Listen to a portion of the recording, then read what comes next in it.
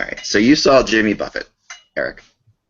Yes, I saw him on Saturday, and we were just having a discussion about people being old. And when I saw Jimmy Buffett for the first time, he put on an unbelievable show, and it hasn't changed other than the fact that about three different times in the show, he now has to walk off stage and sit on a stool for 5 minutes and either let Mac McAnally sing, or there was a young kid in the band that stepped up to the microphone. So if you look at the set list, you think, wow, there's a lot of weird choices there. Well, it's just because Jimmy Buffett is approaching 70 and he just cannot put on a show for 2 hours and 15 minutes straight there and standing on the stage. So I think the only rocker of that vintage that could probably do that is Springsteen. But I don't nevertheless, know. he is I'm going to still go a with relevant guy. I'm going to go with Seeger. I was just going to say he's my hero because he's at that age too, and his voice is still as clear as I've obviously grew up near Ann Arbor, Michigan, where he's from. I saw him perform when I was a teenager at a local bar, and I always say to my wife, his voice is as clear and he has as much energy, in my opinion, as he had when he was a kid. He's pretty remarkable. So I'd put him with Springsteen because I've seen Yeah. Springsteen too, with guys who have sort of maintained that energy level at a high level, and the Rolling Stones I think are pretty remarkable in that. They are, but Springsteen is 3 hour shows, and it's just like that's the thing about Springsteen. They are marathons, and he tires out his audience that's way younger than him. Like he literally, there's nothing about leaving the audience to want more about a Springsteen show. Like I've been to plenty of these things, and there's a point at which you're like, even if you're a diehard fan, you're like, okay, now they're starting into the regular, the Born to Runs at the end of the show, and now you can see people heading for the gates because they've heard that song 1,000 times, and they're off because it's 11:30 at night. It's like, yeah. I saw Leonard Cohen when he was 78 a couple years ago perform. And that was crazy, and that was just, the poor guy, he got he was part of that Ponzi scheme, like he lost a lot of his money.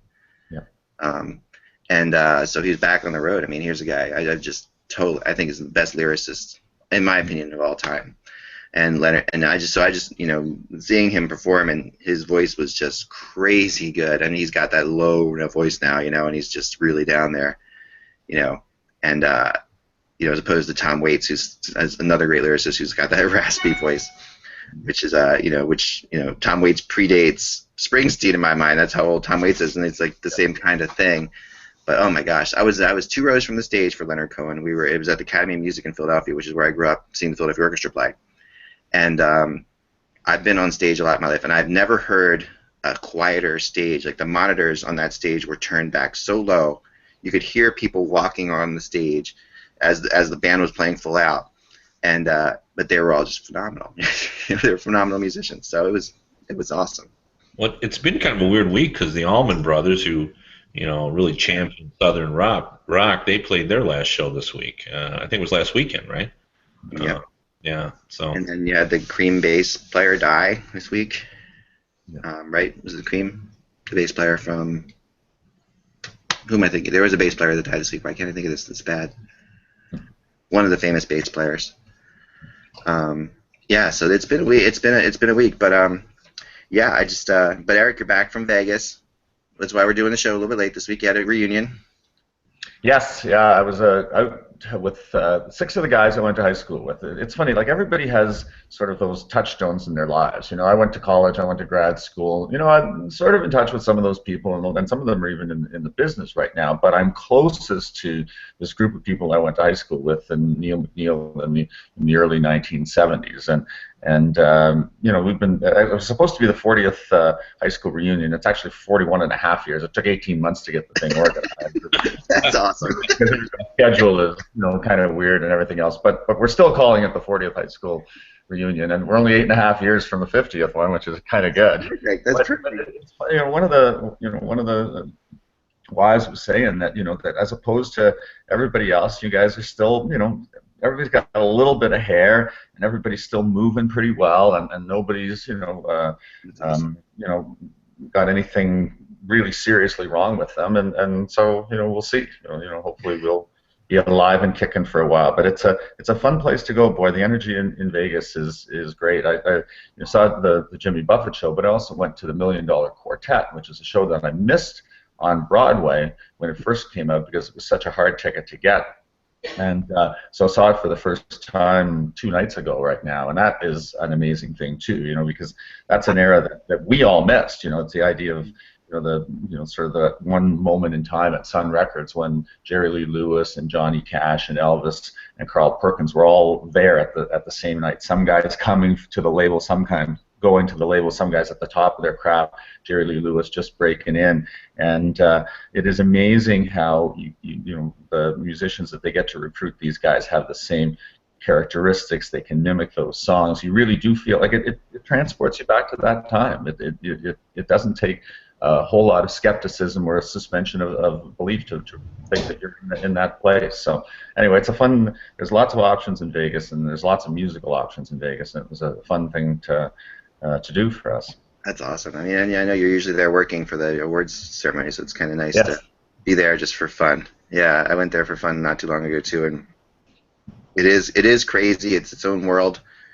It's its own. Someone recently told me that they felt like that the Vegas is this instance where you allow something just to exist, and everyone sort of looks the other way about what's existing, and then he thinks that should exist in other levels, not just like in gambling and things like that, but there should be people who are just who just can't figure out how to pay their taxes should be given their own town, and like this is where you live, and yeah, I think just why don't we segregate, just put people like, and you're okay there, you just stay there, you're fine, don't bother anyone else, you're good, just stay there, we got it, we know what's going on.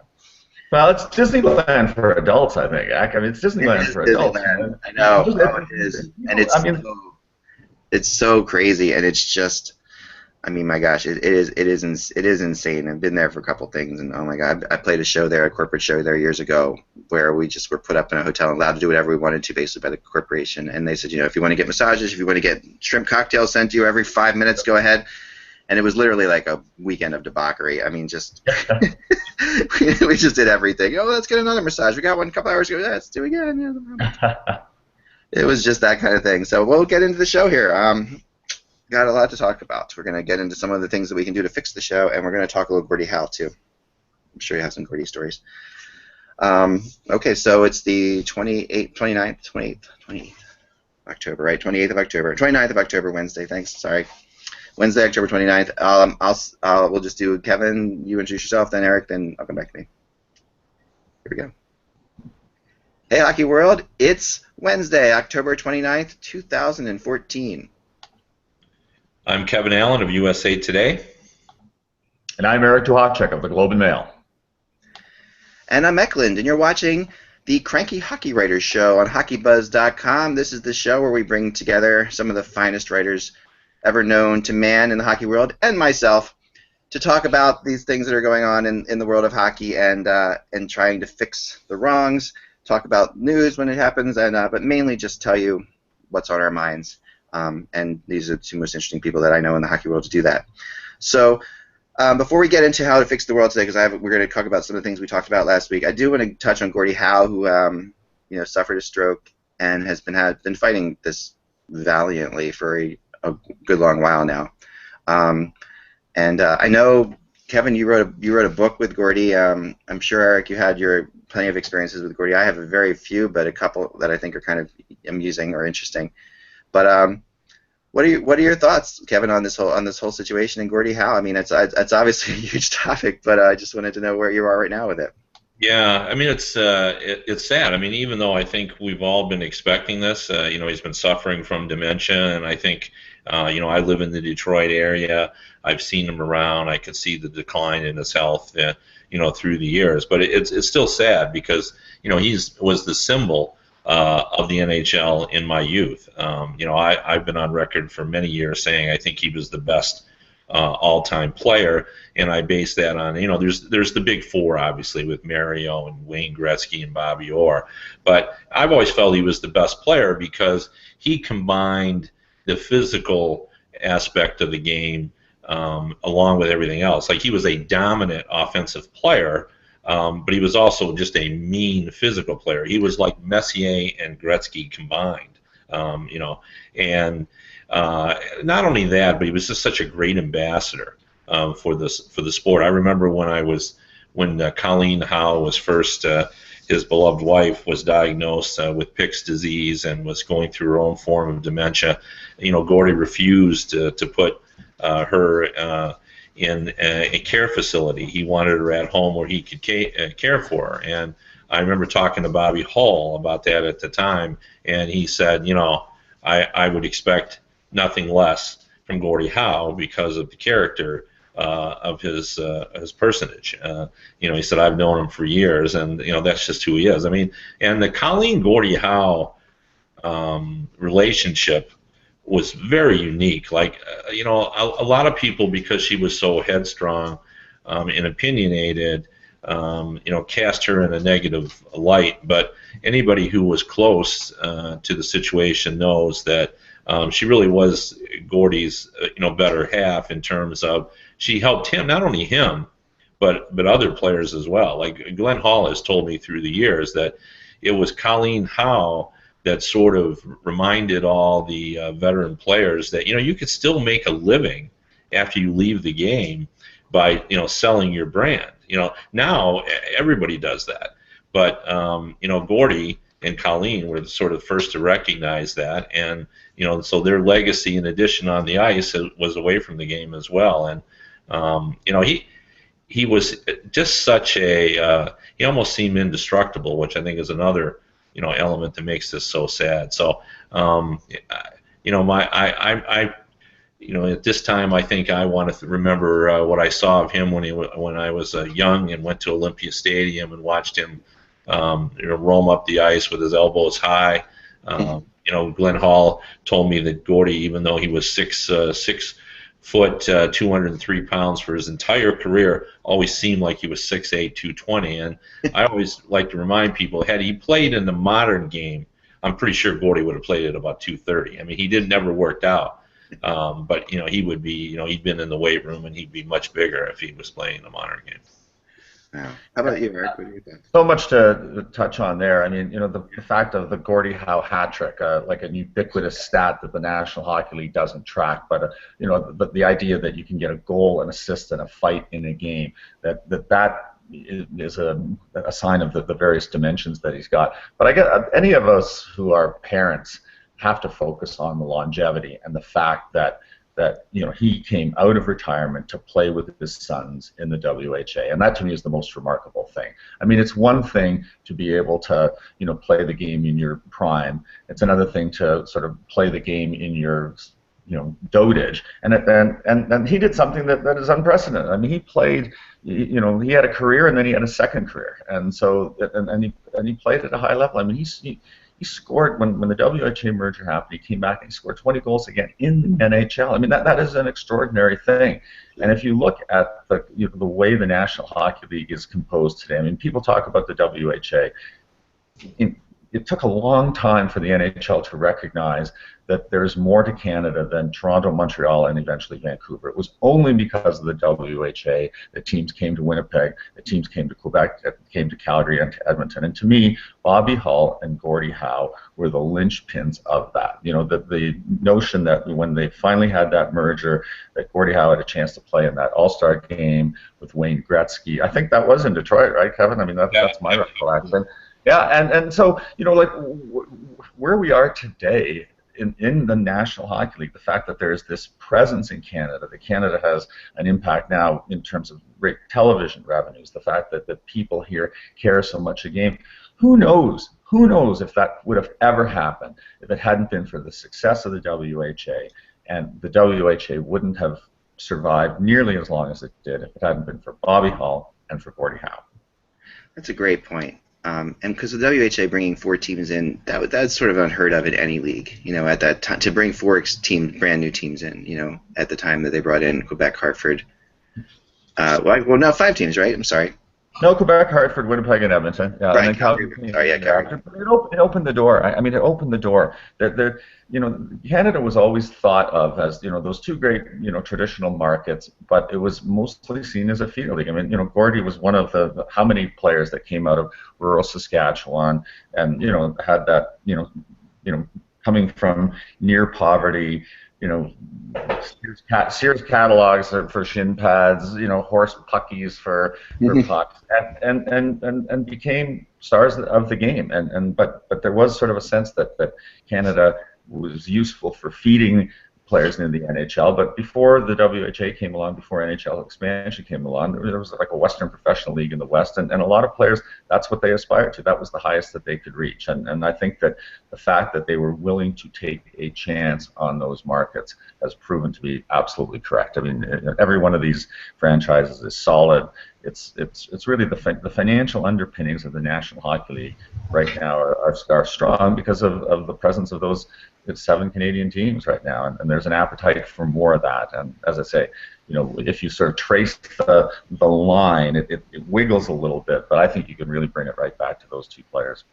Yeah, I mean, Eric raised a good point as well about the magnitude of Howe's persona. Like, one of Gordie Howe's best friends grew up in Malta, and before he came over here and moved over to North America, knew everything about Gordie Howe because of the newsreels. Gordie was in his prime during the newsreel era, so you'd go to the movies and nobody knew anything about the NHL in America, but you knew that Gordie Howe was the best player because newsreels were fascinated with this great, handsome, physical specimen.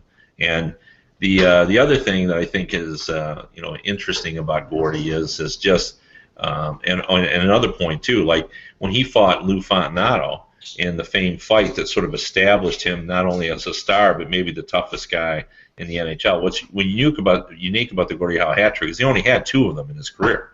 Yeah. But he didn't have to fight because he was intimidating. Yeah. And Mark Howe has told me that he could cut a person and come back to the bench and tell you how many stitches that guy was going to have. He had the skill of a surgeon. And when he fought Fontinato, Life or Look magazine, which was the news magazine in the U.S., did a pictorial of it just because it was such a big event in New York when it happened. So he was and I've got one good story that Bill Gadsby told me about how ruthless he was. And then also Gordie's take on it, and that's the famed Tremblay injury at the Montreal Forum when Gordie went in the corner with Tremblay and J.C. Tremblay, and when only Gordie came out of the corner. And when he got back to the bench, Bill Gadsby, who was Gordie's best friend, said, "Gordie, what happened?" He goes, "I'm not really sure." He said, "My theory is that maybe my thumb, how it can get up in your eyes a little bit? I think I might have gouged him. I didn't mean to do it." And Bill said, "Yeah, I could see that. That could happen." And so they went back and they had dinner, and he asked him about it again. He goes, "I still don't really know what happened." This is Gordie talking about it. So Bill gets up the next day, and the paper reports that Tremblay has a broken jaw, broken three places. And he goes, "That must have been one powerful thumb that you had that you put in his eye, broke his jaw in 3 places." Well, Bill told me that story, and I had to ask Gordie about it. So the next time I saw Gordie, I said, "Obviously," he said, "that was a payback." And he said, "Yeah, it was." And I said, "What was it? Like, what did he do to you on the ice?" He goes, "Oh, it wasn't on the ice." He said, "I was actually doing color commentary for a radio show the previous year when my team had been knocked out. And I was riding the train with the Canadians, and I was watching a bridge game that the Canadians were playing. And I told Dickie Duff he made a nice play. And Tremblay says, 'What the hell does a dumb guy like you know about bridge?'" That's why he attacked Tremblay. It was all about a bridge comment. So, Gordie was just such a unique personality, and and you never knew when he was going to try to settle a score. That's what made him even, I think, more intimidating. Is he might wait a year or two, and all that time you had to think about it. That's what Stan Mikita told me. Yeah, Kevin, I was just about to make a reference to that. I mean, one of the things that bothers me so much in today's game is player goes out, makes a hit on a guy, and he has to suddenly face the music instantly. And Gordie Howe, the hallmark of his career was take a number. You don't have to go right back at the guy in the instant that it happened. You make a note of who it was that did that thing, and you know that somewhere along the way your paths are going to cross again. And when the opportunity is right, you go and you get your pound of flesh at that point. Now, granted, in a 6-team NHL where you're playing 14 times a year, you have a much greater opportunity of doing that. And in today's NHL, maybe it wouldn't be as practical. But I just think that, you know, that the worst thing about the modern game is, you know, legal hit, and all of a sudden, you know, somebody's got to fight 5 guys because everyone wants to stick up for the teammate that should have had his head up anyway. And you know, Gordie Howe understood that you know, revenge is a dish served cold sometimes, and he got that, and I you know, you could use more of that in today's game. I would suggest. I think that's an amazing point. I have not thought about that, but you're absolutely right. And even, you know, when I was watching even in the 80s, you still had that, you know, get the number. I mean, the whole concept of getting a number now, it is moot. You know, I actually make the joke with my girls' soccer team sometimes when someone gets it down. I still throw that out there. I'm like, just you get her number, that kind of thing. You know, it's a joke that's still thrown out there, but it's really not followed up on at all at the NHL level. You're right. It's an immediate revenge, which is not always smart because you end up giving the other team a power player, you end up evening up something, and you end up, you know, hurting your team and really ruining the momentum. Where there was the excitement before of a player who hit somebody or did something that everybody in the arena felt was illegal, of waiting for that person's, every time that person came out on a shift, you would be watching that person. You would be, okay, he's got a shot to lay him out here, right? He's going to lay him, and that was I agree, way more strategic. And but two other points about Gordie, about the magnitude of his intimidation. When he was a 6th grader growing up in Saskatchewan, they banned him from playing anywhere but in goal in his hockey league when he was in 6th grade because he was so much better than everyone and so much stronger than anyone. And when I was doing a book, I found a story when he played in Montreal, and they estimate that he played between 45 and 50 minutes. And he played both defense and forward, and I asked him about it, and he said he would go back to defense to rest, and he would play on defense while he was resting.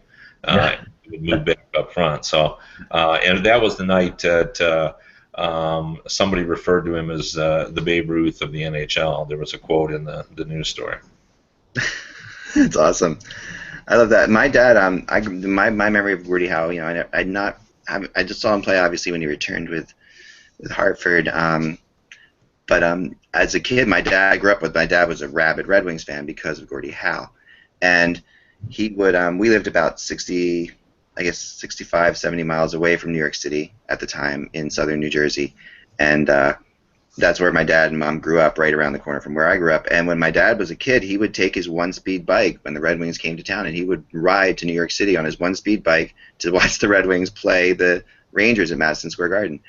And these stories would be legendary. He would tell me all kinds of things, and so I grew up around Gordie Howe, and had Gordie Howe not, you know, been, I mean, literally the way I convinced my dad at the time to get I wanted to watch more hockey because this was the day and age when you couldn't really watch that much hockey because it wasn't nationally televised yet. So I got a big, old-fashioned 12-foot satellite dish put in our backyard so I could watch Canadian feeds of hockey.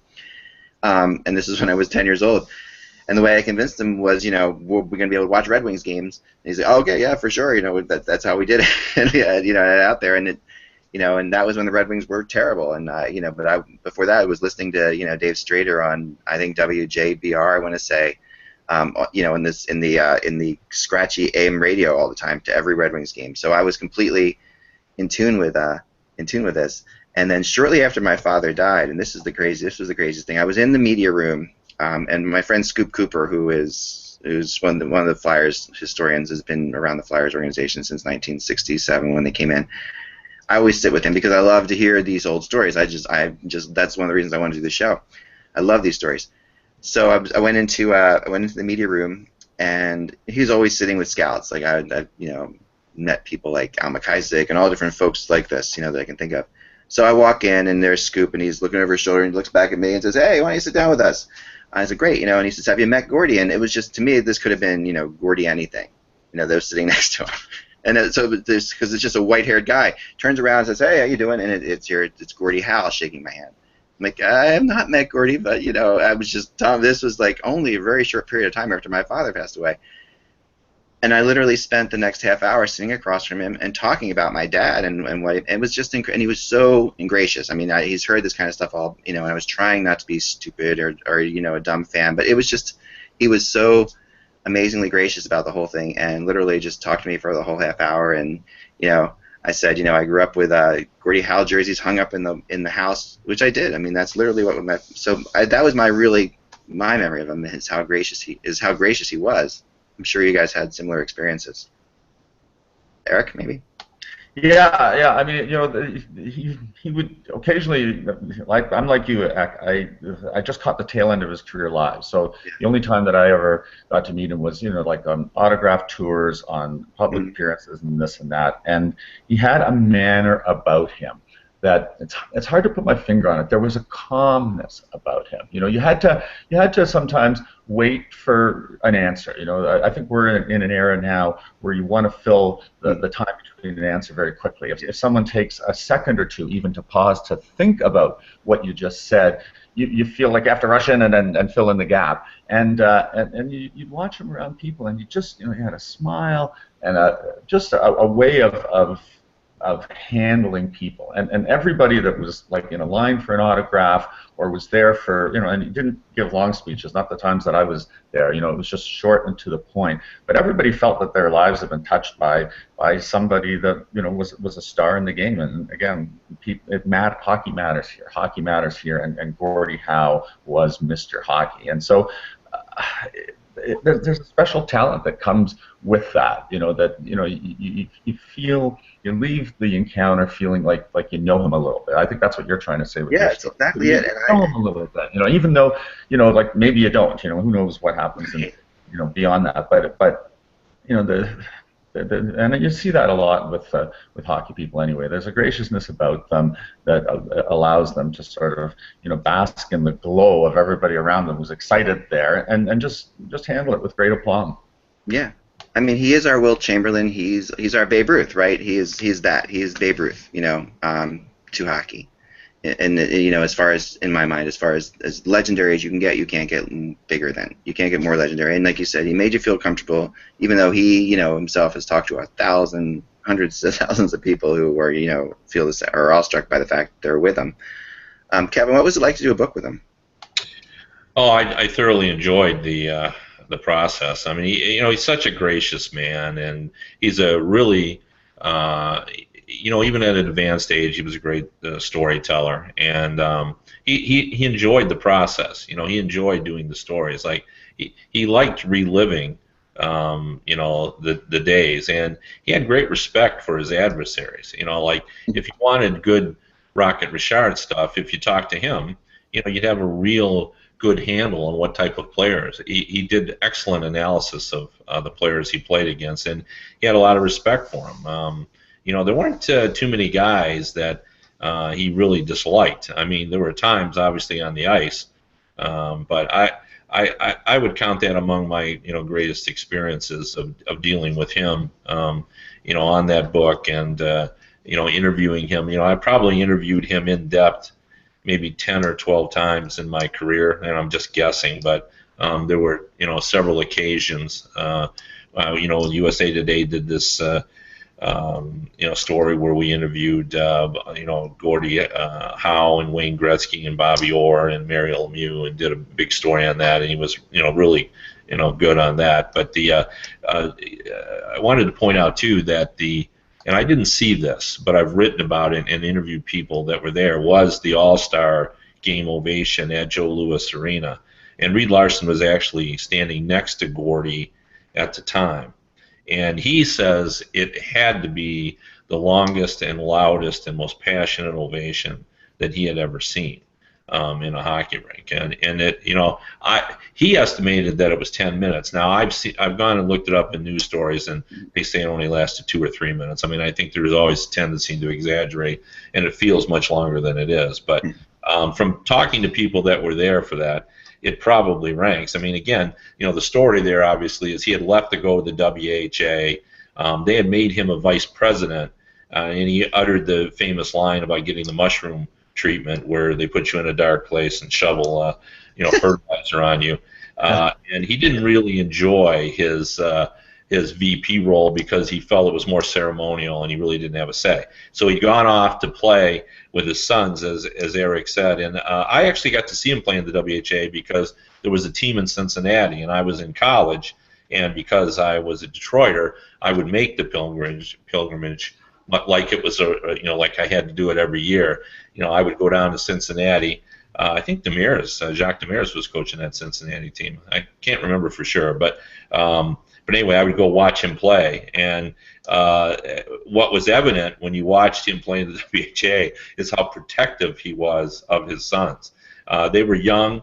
Mark was a teenager, and if somebody got too close to them, like he was there instantly. It was like suddenly he got jets on his skates and was there. And Mark has said to him that he actually had to call off the old man because Gordie would come in so strong that he would hurt Mark in attacking the guy that was going after Mark. So in other words, the guy was hitting Mark, and then Gordie would run the guy, and he would inadvertently run Mark while he was running the guy. And Mark finally said, "Dad, you're killing me out there. You gotta let off." So, but I just of all the athletes I've met, he's got to be the certainly in the top 3 or 4 of the most impressive characters. He chews on, as Eric alluded to, chews on his words before they come out of his mouth, and I always appreciated the fact that he always tried to give me a good answer. He has a story for every occasion. So whatever subject you have, he has something that he can bring to the table. Kevin, I have a question though, Kevin. No, I want Kevin, talk about the relationship with Wayne Gretzky, because the thing about Wayne had a picture taken with Gordie. I think Wayne was about 10 years old, and Wayne was already on the radar because his photo had appeared in Star Weekly, or one of the national magazines, about this great phenom. And Wayne, of course, is from Brantford, Ontario, which is just up the highway from Detroit. And Wayne will tell you that that Gordie was his idol, and the fact that this famous picture ran across Canada linked them forever. And that moment in time when they were in the All-Star game together was, I think, one of the highlights of Wayne's career. Certainly the early part of Wayne's career before they started winning championships. But I'm wondering what it was like from Gordie's perspective to have this young kid up and coming, and to really have a relationship with Wayne from the time that Wayne was a boy until all the way through his career and into Wayne's retirement. What did he say about sort of being the object of what a lot of people think is the greatest player of all time, the adulation of that young man? Yeah, I mean, he did talk about it a lot, actually, and it was a genuine relationship. I think some people thought, well, he sort of realized that Wayne was coming up, and he would just be part of it because it was expected of him. But he really liked Wayne a lot, and I think basically what he said to me is, if there's some guy going to beat his records, he was glad it was a guy of high character like Wayne, and he enjoyed it. He also talked about he felt like Wayne really respected what his generation had done, and that was important to him. And he had said that from an early age, Wayne showed interest in the history of the game, and he was just really taken about. He thought Wayne had sort of changed the game a little bit. That he was a real thinking player out there, and I remember he talked about that. Most of the hockey players in his era were conditioned players. You were taught, you dump the puck in, you chase the puck, you do this, you do that. And Wayne came in and said, well, all those rules really don't apply to me. I'm going to see the game a little bit differently. And he was sort of amazed by all that. And he was, I think he was fascinated by that Wayne was able to do it in a different way. But he genuinely liked Wayne, and he felt that Wayne treated him with great respect. And enjoyed the friendship, and he did talk about the All-Star meeting, and I think sort of viewed it as everyone else did. It was the merging of two generations. Yeah. Yeah, that was interesting. I was wondering, that was exactly the next question I was going to ask, Eric. I was very curious about that too. It did, as a kid, I remember thinking, oh, well, he's just the next one and all that, and the whole Gretzky thing with Gordie Howe was always fascinating to me as a kid, and I'm really glad to hear that's how it went down. And I never knew that. That is interesting. Well, we really do hope that our prayers and thoughts are with everybody in the Howe family. I know Mark a lot better than I know Gordie because he's a scout who still lives in the Philadelphia area, and of course grew up watching Mark Howe play. And he's the similar personality to very quiet, soft-spoken. In my mind, as far as are there similarities, Kevin, with Mark and Gordie? Oh, very much. And the older Mark gets, the more he looks like Gordie. For sure. One point we should make too.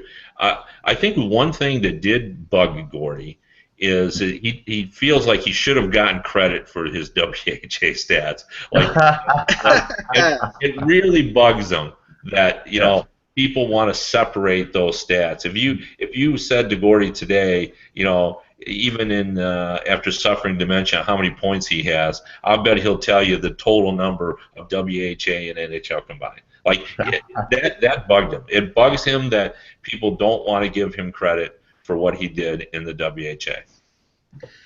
And you know what? And it's amazing to along those lines to think about how you often hear people are sort of that there's a long-running thing with the NHL and those guys who went to the WHA, that there's a feud in the background, and yet it never carried over to Gordie Howe. Like the NHL never had a problem.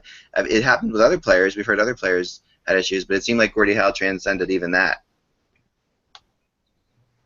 Yeah, I think time has healed a few wounds. I think if you go back into that era, that when those star players, and I would put Dave Keon and other players like that in that category, that did go to the WHA, there was a real backlash within the industry against them. The NHL was a closed shop in those days, and a lot of the owners wanted to keep it as a closed shop. And so when the WHA came along and posed this threat and created the first level of salary escalation, internally there was a lot of hard feelings, but smart enough it didn't bubble to the surface, and eventually there was this great amicable settling of the issues, but there was still some resentment in that early stage. Kevin, the one thing I was thinking about because of what you were talking about in terms of Mark Howe, do you remember that great moment at Mark Howe's Hall of Fame induction? Sometimes you never know how players are going to be when they have to make those speeches. And so for Mark to acknowledge his dad and to pull on that jersey, I don't know, you have to be the most cynical person in the world not to have been moved by that moment. And I think that more than as much as anything else, that signals how much respect there was from the younger generation to the older generation in the Howe family. That was really something to see. I mean, I couldn't agree more, and I think the true test of your character is how your children feel about you, and it's pretty clear how the Howe and it was hard. It was hard to be a child of Gordie Howe. Like Mark talks about, you go to the game, and games for him lasted 5 hours because there was a 2.5 hour game, and then he would have stick hockey in the Olympia corridor because he'd have to wait for his dad, who would spend 2 hours talking to sponsors and then signing autographs and everything else. It was a long process, so it wasn't easy for him. But I agree with you. There wasn't a dry eye in the house when he pulled that jersey on. I mean, it was pretty remarkable. And there's great love. His son Murray is a doctor, and Kathy. He's actually staying with his daughter Kathy in Texas now, and the whole family is very, very tight. And the grandkids as well. So he is the patriarch of that family, and there's great love for him. Yeah, that's something. That's great. Well, thank you guys for sharing these stories. It really is. It's wonderful to hear and to get perspective on this whole thing. And for a lot of people who don't really know, we have a lot of younger viewers who have heard know more about the legend of Gordie Howe, and I think it's important to keep it going. So I appreciate you guys sharing these stories. And definitely. So we have a few minutes left to fix some of the hockey world's problems. So, yeah. So I want to bring up one because the two we talked about last week, the three conference league, that's a whole show, and I really want to do that because I have already figured out the teams where they're going to go, but we're not going to get to that yet. And then the 8 versus 9, we might get to that in a second. But what I really want to talk about is something that happened last night and something that happened last year in the Stanley Cup Finals in the final game that I think is absolutely absurd. And here it is. The idea that if a goal is if a goal may have gone in the net, if a shot goes in, we don't know whether it went in or didn't go in. That play continues until a stoppage, even if we find out it's a goal. Like in terms of like you have the replays going on. Basically in the Stanley Cup Finals last year, this happened in one of the overtimes in the last game. Remember this? And there was a shot, and it looked like it might have been in, and that could have been the end of it could have been the Stanley Cup winning goal, and yet play continued for another good 3 or 4 minutes before a stoppage. Last night it happened in Philly too, where play continued for about 6 minutes because there just happened to be a very long time, and in that time, I remember very clearly during the Stanley Cup Finals in the press box because there was I remember you telling me this story, Kev. You were right near the NHL network, I think, or something. And I was near Hockey Night in Canada, and right. I knew it wasn't in because I think it wasn't. Yeah, it wasn't in. It was overtime. Right. Because they had quickly looked at it and they had sort of said, it wasn't in. But I know the point you're trying to make. So right. I mean, so if this play goes on and on and on, and we know it is in, why can't we call down and stop the game? I mean, why must we risk injury? Must we risk possibly like a team, like, say the Rangers score that goal, or if that was a Rangers goal, and then the Kings win the Stanley Cup on a goal, and there were all kinds of issues. And to me, this is a problem that will be fixed when something like that happens. Like had that happened last year, this would be fixed. If a goal went in by the Rangers, say, and no one knew about it, and then the Kings scored a goal to win the Stanley Cup, and then it's reviewed in the range, and you can just see this just being an absolute disaster. In this day of technology, why can't we call down and stop the game if we know it's a goal? Eric, what are your thoughts? Well, I agree that such a thing is probably doable in this day and age, and such a thing should be done. I haven't thought about it a lot because clearly it doesn't bother me as much as it does you. I mean, I remember covering games. I mean, this has been the way it's been for a long period of time. And I recall covering a game where I think like 9 minutes actually happened between that moment where, like did the puck go in, like the crowd comes to its feet and breath happens and the play goes on. And it was one of those times where there was no stoppages. So, and we didn't have access to replays as imminently as you do right now. So nobody in the building actually knew what happened. Sure, if they went back and they reviewed, yes, the puck went under the crossbar. It was a goal. They had to put 9:43 back on the clock. It was unbelievable. And I do recall covering a game. I'm short on the details of it, of a situation where a goal was scored, but you didn't know it. The play went the other way. A goal was scored at the other end of the rink. That's what stopped the play. A goal had to be taken off of the board, and a goal put on the board because of that situation. So it's a very rare thing that happens in the game. I mean, possibly a couple of times a year. So I guess I'm not as outraged by it as you are, but you're right. I mean, one of the things that the NHL general manager has done a good job of lately, after the big fix of 2005, 2006, they've made a whole bunch of little minor tweaks to anticipate situations like that. And who knows? Maybe if you harp on it long enough, in the next 6 months, when the GMs get together in March, they'll say, you know what? Not a bad idea. Let's put this on, because it wouldn't take much to change it, and it would close a tiny loophole that, if it happened in a cup deciding game, you're right, laundry all over the ice, players celebrating, and then it's like, no, sorry boys, get back to work. That would be a disaster if it happened at that precise moment. Any overtime in the playoffs is a potential total disaster. Yes. I think one of the reasons why they haven't done it yet is that it's one thing for the Hockey Night in Canada crew to take a quick look at the monitor and say it was in, and then spread it through the press box, and another thing for the actual guys who are in charge of that to review exactly what happened. And you don't know how long it's going to be before there's stoppage time. So I think you'd have to be careful on that you didn't jump to conclusions too quickly. You'd want it to be reviewed properly to look at it in several different angles, and that's going to take, as we know from experience, that takes a little while. So even if you change the rule, you still need to give them enough time to review it and not make a quick call. Yes. No, I think exactly. Yeah, I mean, Kevin's right. If it happened 30 seconds later, where the goal that's scored goes in, and they're still busy reviewing it, it's not going to change the fact that if they have to overturn the call, they're going to overturn the call. And sorry, boys, it's time to get back to work. But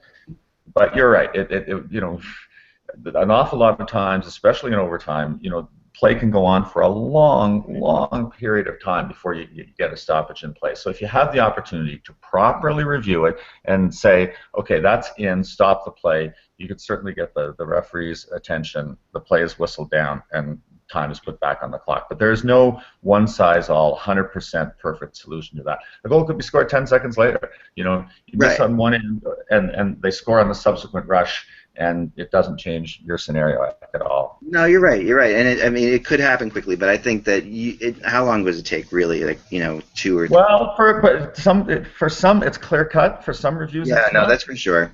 But some they have to look at a bunch of different angles. They have to figure out. Somebody in the war room would have to take the time to go over to the side and review the play while somebody else is busy watching what's happening on the ice. Right, and I think that's doable, though. I mean, that seems like it's doable. One final thought on this, because it just occurred to me too. One of the things I actually like about the review is there is some drama to it. Like, I love the moment when the referee comes and points at the center ice. That, to me, that's become a cool thing. The guy, I just like it. I don't know why, but I just love it when he points at the goal. Well, in your scenario, you can bring a little drama back, because if you suddenly the referee skated to the middle and he waved his arms like pointed, everybody would know that it was a goal, and suddenly it's a dramatic moment. It would be a dramatic moment for the game. I guess I'm just like a worst case scenario guy sometimes, and I agree with you. The whole saying the play is under review has become a really a fun part of the game. Yeah.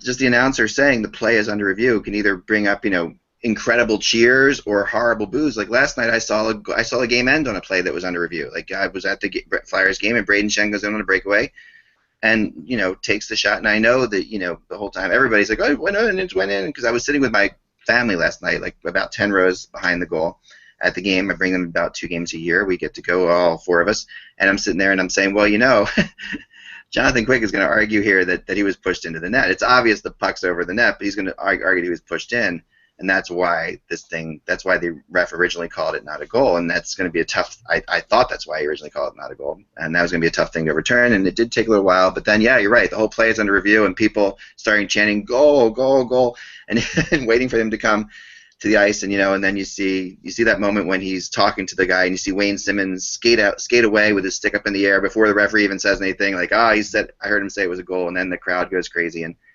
there is some drama to that.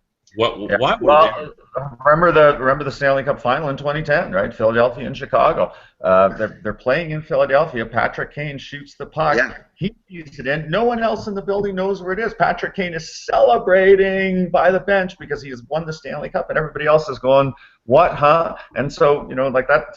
What were you thinking at that point? Did you think it was crazy? Did you think the puck was not in, or were you as confused as everyone else in the building?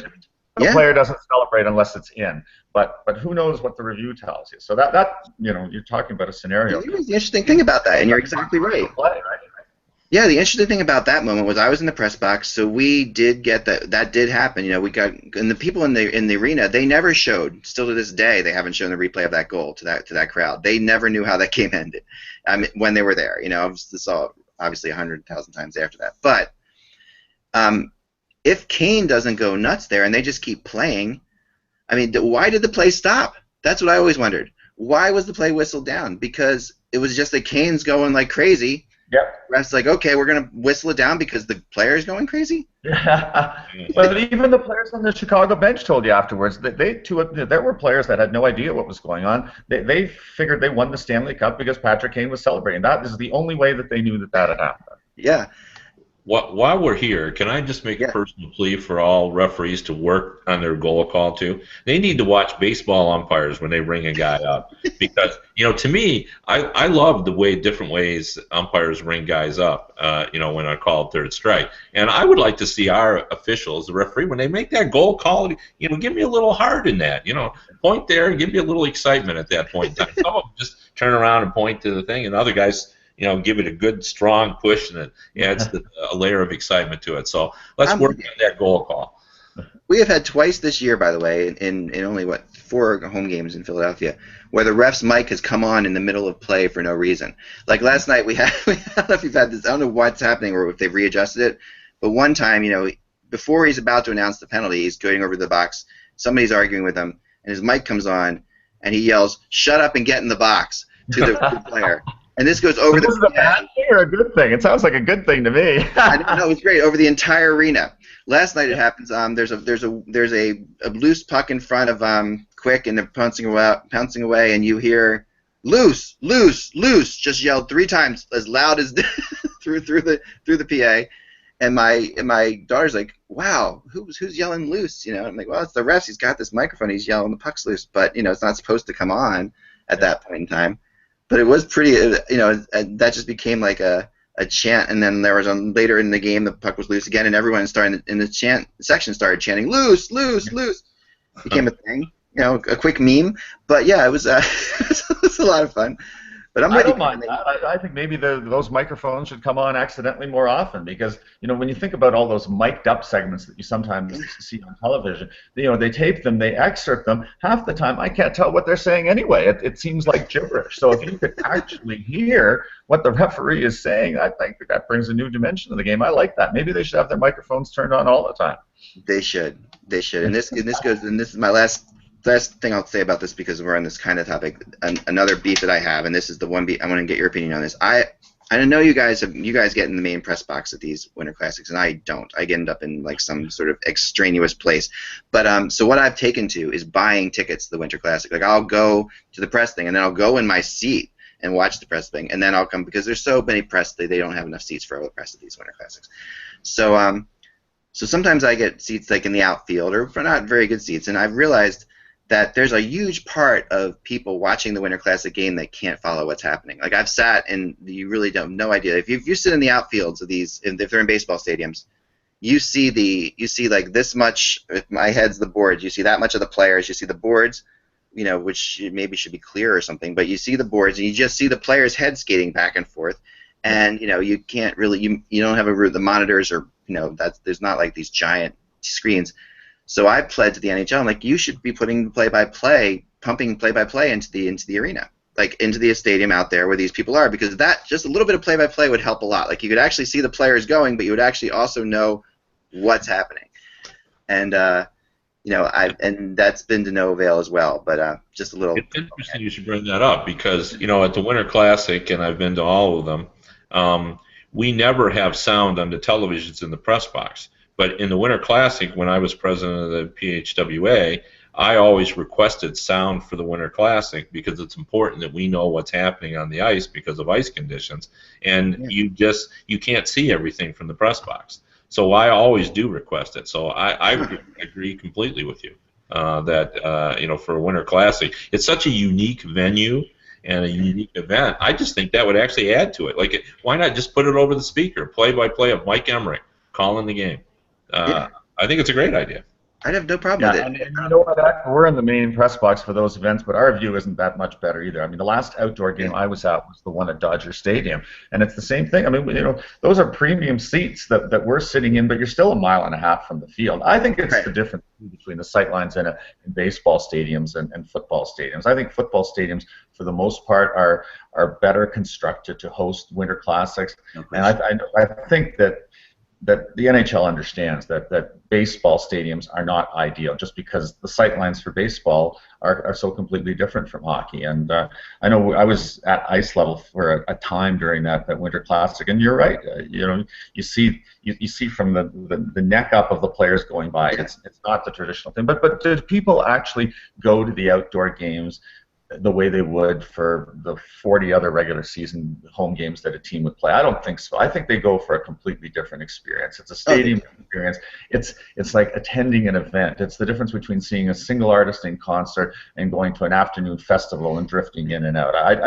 I think if you're going to be there, you know, you will acknowledge that you're just not going to have the same, you know, sight lines, the same connection with the action on the ice.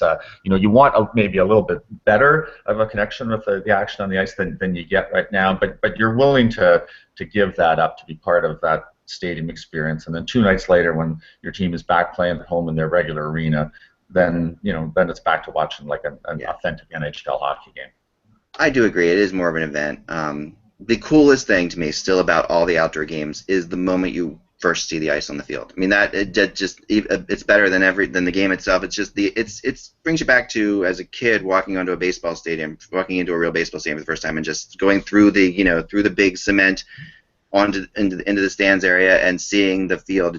That's awe-inspiring. And when you're seeing the actual ice on the field is awe-inspiring. And if you get to, and the last Winter Classic was in Philly, I got to take my family the next day to skate on the ice too, and that was incredible. So there's certain things that you have to do. The Winter Classic is way more than the game. I completely agree. It's not, it's not just the game. But wow, this is always such a friggin' fast hour. Okay, so we're done. But we will be back. We'll be back next week, probably likely on Monday. Although we'll keep it a secret from you for now. Let you know when exactly that's going to be. But yeah, this is now. You can follow Eric. What's going on with you, Eric, in the Globe and Mail these days? Yeah, I don't know. I come back at work today, and I have to sort of look at my to-do list to figure out what's up next. I did write that Alberta coaching experience for last Friday, and I was really heartened by the response. Ken Dryden sent me a note about that, and a guy that I covered on the 1980 Olympic team, Kevin Primo, was coaching in Japan, found it somehow and commented on it. This is a story about the roots of the current coaching establishment and how they can be traced to like a group of college coaches in Alberta in the early 1980s. And both Kevin and I have been at this a long time, and sometimes it's just another story. And occasionally something you write resonates with the hockey community at large, and when that happens, there's something really wonderful about that. And so I'm thinking more about the last thing that I wrote rather than the next thing I wrote. After trying to I'll put a link to that in the article. Everybody, I'll put a link to that so everybody can check that out for sure, because that's really amazing. What do you got going on, Kev? I'm going to take a look at how everybody's done, at least in the short term, in the last summer's free agent buying. I mean, I think there's been some surprises. Obviously, Jonas Hiller in Calgary, I think, has turned out to be a real good acquisition. Bravada, a lot of people criticized that move. He had not played well beyond Arizona before, and people wondered what he would do, but that's worked out as well. And then some of the ones we thought were going to work, at least in the short term, have not worked. I mean, Hemsky's numbers are not impressive in Dallas. Brad Richards, a guy that I thought was going to solve the hole they've had, number 2 center, hasn't even been able to earn that position yet. So I think some of the early returns on free agent isn't what we thought it was going to be.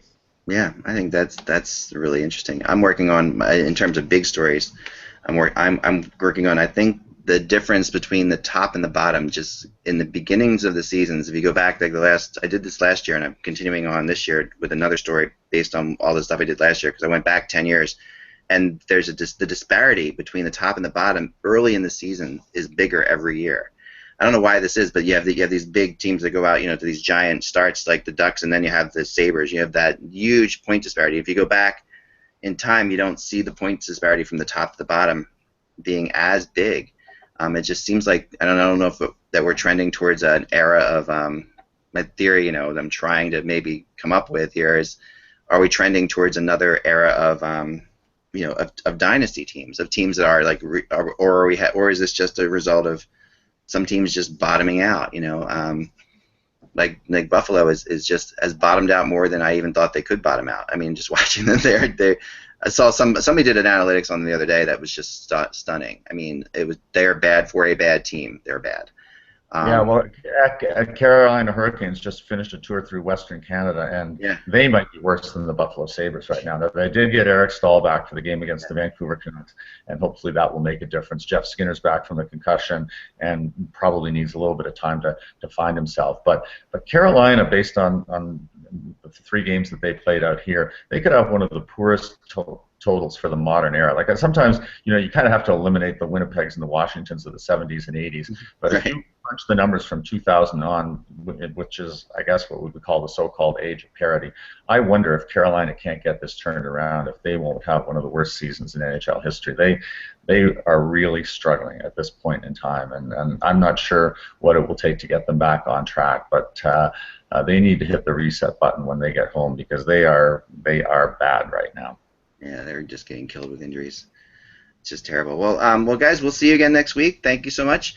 Remember, you can follow us on on the YouTube channel here, and definitely subscribe to this show. We're getting so many more subscribers all the time. We really appreciate that, and we'll be finished solving some of the big problems next week. We will definitely be tackling Eric's concept of 3 conferences, which I just absolutely love, and I've been trying to refine secretly while he's been in Vegas. Are you going to tip me off to those refinements, or are you going to just spring them on me? I'm going to spring them on you, because I think it would be more fun to spring them on you. That way, I can get your initial reaction to them, which will probably be insane. But because one of them is, let me just say, one of them has all the Canadian teams in one conference. So there you go. I'll just start there.